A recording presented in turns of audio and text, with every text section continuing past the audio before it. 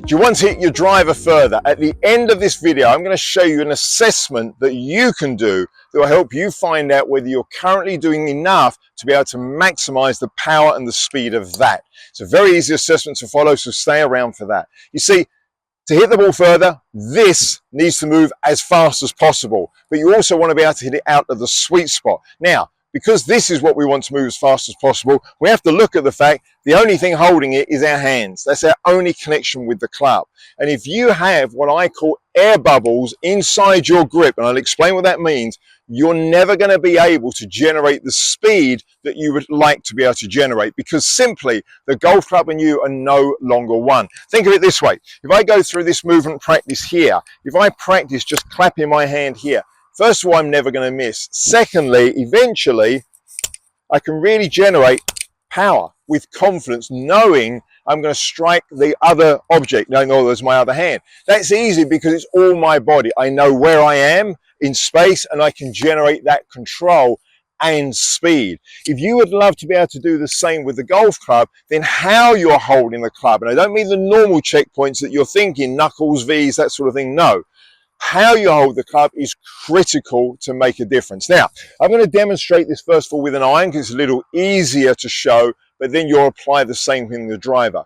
It's possible you have a tendency when you set up to the golf ball that maybe your golf club isn't dead square, maybe slightly shut, slightly open, and maybe you don't even know you're doing it. Well, that's what this assessment is about. You will now know, and if you can make the changes, whilst it may feel a bit unusual to begin with, you have the chance of getting huge rewards and much more power with the drivers. Here's what you're going to do.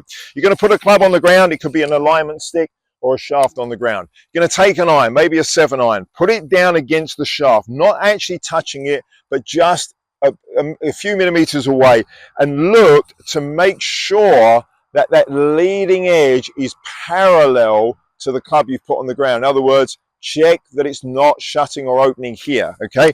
So first of all, make sure it's square, get the shaft pretty vertical. When you're happy that's square, then put your hands on, keeping an eye to make sure you keep the club square. Now there's the first part of the assessment, because I said you're likely to do that and go, oh my word, that feels really open to me, or it feels really shut to me because of what my normal tendency is. The moment you know that, you've now got something to learn from there, okay? The second bit, and here's a really key part.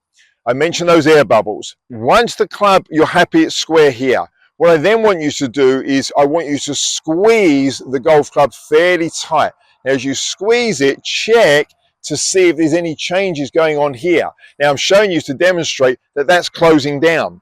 Well, that's because the way I've got my hands on the club, there's some gaps in there. Rather than having this nice, what I call surface level fit, where my hands have really molded around the club, if I can get to that place where there's no gaps between my hands and the handle, then I can squeeze it like I'm squeezing it now, there's no change. But I've only got to put a few gaps in there, a few things not quite right, maybe the right hand not on correctly, and then I'm there. Now, when I'm loose, it's okay. When I squeeze it, you can see it shutting down. Now, what you've got to bear in mind, when you're trying to hit the ball further with your driver, you're trying to generate power, you're going to likely grip a bit tighter during the swing. That can cause the club face then to shift into a new position. Now you've got to try and compensate. Some days you'll do it well, some days you won't. If you really want to get the maximum power, be able to move this as fast as possible and hit it out the sweet spot, which is a huge contributor to the distance, then you need the control. You need to feel like the golf club and you are becoming one. Okay, so get your hands on, check your new club face position if it's true, so you know it's square. For me, I have a tendency to shut it in my setup, so when I'm holding it well, sometimes it will look a bit open to me.